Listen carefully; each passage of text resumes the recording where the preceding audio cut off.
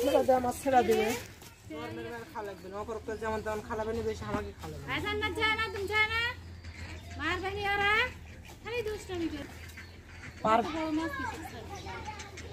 ওই মাছ 10 থেকে 12 কেজি অনেক জোড়াই আছে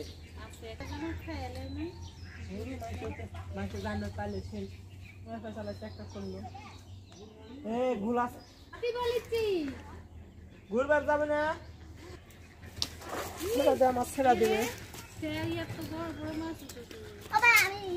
ছেড়ে দে আমার ছেড়ে দেবে তেলাপিয়া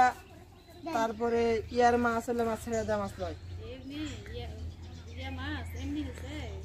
না না